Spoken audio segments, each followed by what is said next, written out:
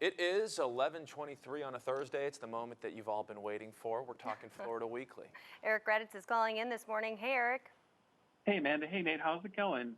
Going very well. Hope that you're safe and healthy. We're Same. starting the conversation today with a new author, kind of with a different take on a classic book. Yes, and we may have heard of the Green Book, or if nothing else, we've seen the movie, which won Academy Awards this past year. It's a book that detailed black business owners and places they would frequent without racist folks.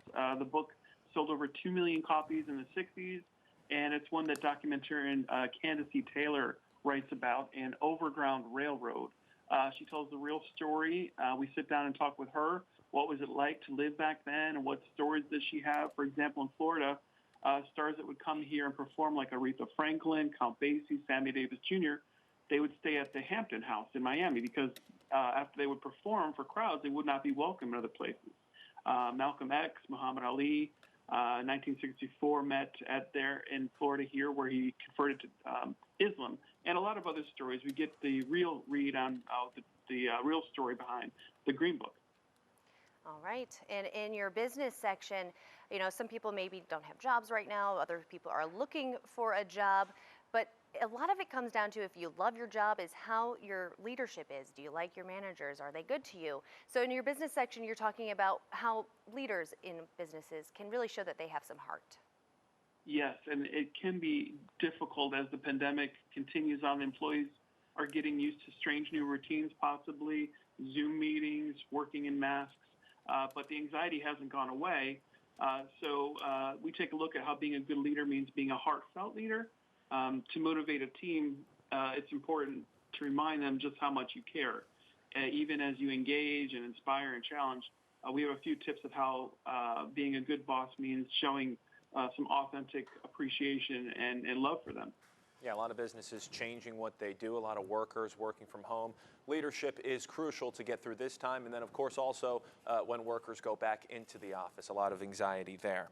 Okay, in the arts and entertainment section, I think we can all agree that Florida is just absolutely beautiful, and you guys are profiling an artist who loves Florida and really depicts our landscape in a pretty accurate way. Yes, and many have heard of Jeff Ripple. He captures vistas and landscapes of all different kinds. And so he tries to catch these moments in time. He's a Florida native, and he tries to really help us appreciate what we're in. We're living in paradise and these beautiful conditions. And we sit down with him and talk and show some of his work from Florida's parks to on the water and all over.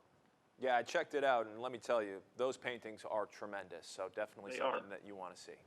And usually we have top picks, but I think that this segment has turned into Nate and Eric's favorite one, talking about what you can do when you're staying home and you're not going out and... It's our little movie club. Yeah.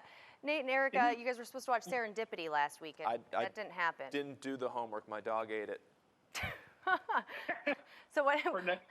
Next week, guys. So, Eric, what can people stream this week?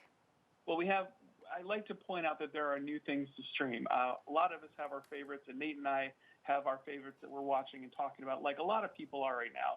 And also, because we've all probably watched our favorites several times during this, we have some new ones coming out. The Becoming documentary by Michelle Obama going on her book tour. The Wrong Missy, which is a David Spade movie, SNL alum, on Netflix, to streaming now. The Late Show, Not Too Late Show with Elmo is coming out. And we also include some virtual top picks. We're starting to get more and more virtual things to do around town, like a cabaret at Broadway Palm, wine tasting at Angelina's, couch concert, Southwest Florida Symphony Orchestra, and Florida Rep talkbacks and more. So there's a lot of stuff to do still, and we're encouraging you to take a look at new stuff to stream and fun virtual things around town. All right, Serendipity, John Cusack, I'm in. I'll watch it for next Thursday, and we'll discuss here, Eric. How does that sound? Sounds fantastic. I'm looking forward to it. All right, thanks for calling in.